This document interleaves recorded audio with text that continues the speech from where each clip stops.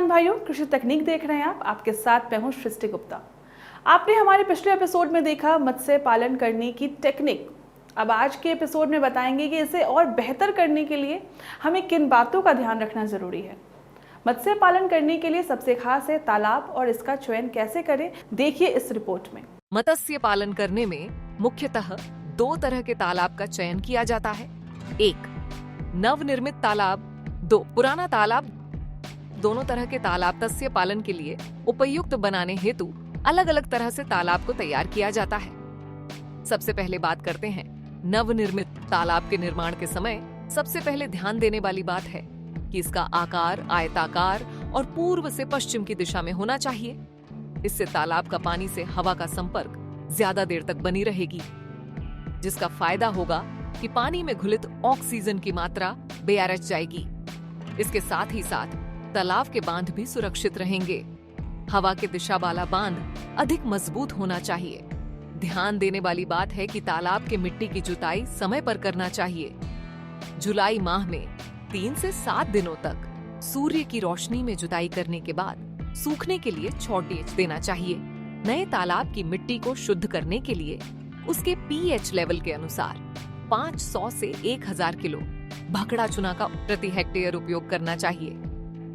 इसके बाद तालाब की उर्वरकता बढ़ाने के लिए मवेशी का गोबर 5000 किलोग्राम प्रति हेक्टेयर या 2500 किलो वर्मी खाद्य का प्रयोग करना चाहिए। रासायनिक खाद्य में यूरिया 125 से 150 किलोग्राम प्रति हेक्टेयर में उपयोग करना चाहिए।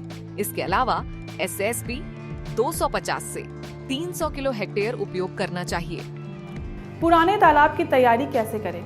अगर आपके पास पुराने तालाब हैं तो उसे तैयार करने में हमें कौन सी बातों का ध्यान रखना चाहिए? तो चलिए जल्दी से समझते हैं पुराने तालाब को कैसे तैयार करें। पुराने तालाब की तैयारी में मुख्यतः 2 बातें पर ध्यान देने की जरूरत है। वैसे तालाब जिसका पानी पूरी तरह से बाहर निकाला जा सकता है, और दूसरा वैसा तालाब जिसका पानी पूरी तरह से बाहर नहीं निकाला जा सकता। बात करते हैं वैसे तालाब की जिसका पानी पूरी तरह से बाहर निकाला जा सकता है।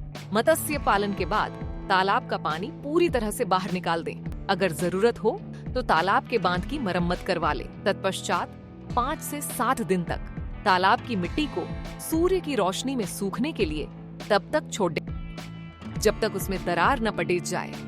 सूखे हुए मिट्टी को हल अथवा ट्रैक्टर से जुताई कर 3 से 5 दिन तक छोड़ दें। मिट्टी में पीएच मान के अनुसार 300 से 500 किलोग्राम प्रति हेक्टेयर की दर से भखड़ा चूना का प्रयोग करें। रासायनिक खाद्य के रूप में यूरिया 125 से 150 किलोग्राम प्रति हेक्टेयर, एसएसपी 250 से 300 किलोग्राम प्रति हेक्टेयर उपयोग करना चाहिए। और आखिरी में तालाब में पानी भरना चाहिए। इसके साथ में पानी की गहराई 5 से 6 फीट होनी चाहिए।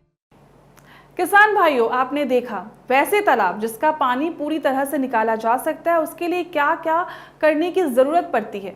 अब आखिर में बात करेंगे वैसे तालाब के जिसका पानी पूरी तरह से बाहर नहीं निकाला जा सकता है, उसके लिए क्या क्या जरूरी दिशा निर्देश है। ऐसा देखा जाता है कि प्रायः तालाब में जलीय पौधों का प्रकोप रहता है। ऐसे स्थिति में जलीय पौधों का उन्मूलन या तो मजदूरों द्वारा हाथ से निकलवाया जाता है या फिर केमिकल या जैविक तरीके से पूरा किया जाता है। पानी के अंदर पाए जाने वाले जलीय पौधों के लिए 10 से 15 ppm की दर से अमोनिया का छिड़काव करें। पानी की सतह पर तैरते जलीय पौधों के लिए 6 से 10 किलोग्राम प्रति हेक्टेयर की दर से 2 से 4 डी का छिड़काव करें। जलीय पौधों से आच्छादित तालाब के लिए जैविक तरीका उत्तम है। इससे तालाब के जलीय पौधों पर नियंत्रण हो जाता है तथा किसानों को आर्थिक लाभ भी मिलता है। ऐसे तालाब में 100 ग्राम से ज्यादा वजन के ग्रासकॉर्प की अंगुलिकाओं का संचयन करना चाहिए। प्रायः ऐसे भी देखा गया तालाब में परभक्षी तथा अनावश्यक मछलियों का प्रकोप रहता है। डाड इसका उन्मूलन जाल बिछाकर या सूर्यास्त के बाद 200 से 300 किलोग्राम प्रति हेक्टेयर ब्लीचिंग पाउडर अथवा 100 से 50 किलोग्राम प्रति हेक्टेयर यूरिया एवं 50 किलोग्राम ब्लीचिंग पाउडर का उपयोग किया जा सकता है। यूरिया का प्रयोग ब्लीचिंग पाउडर के प्रयोग से 24 घंटा पहले करना चाहिए। यूरिया का प्रयोग उसी तालाब में करें जहां पीएच का मान 7.5 से ज्यादा हो। ब्लीचिंग पाउडर के उपयोग के 7 से 10 दिन के बाद भकड़ा चूना का उपयोग करना चाहिए। तो किसान भाइयों, आपने देखा किस तरीके से दोनों प्रकार के तालाबों के बारे में हमने आपको बताया। आप भी इस तकनीक के माध्यम से मछली पालन को उन्नत बनाकर अधिक से अधिक मुनाफा कमा सकते हैं। मत्स्य पालन की और भी ज़रूरी जानकारी के लिए बने रहिए हमारे चैनल कृषि तकनीक के साथ। इस वीडियो को लाइक और शेयर करें, साथ ही चैनल को सब्सक्राइब करना बिल्कुल ना भूलें। मिलते हैं अगले एपिसोड में, तब तक के लिए नमस्कार।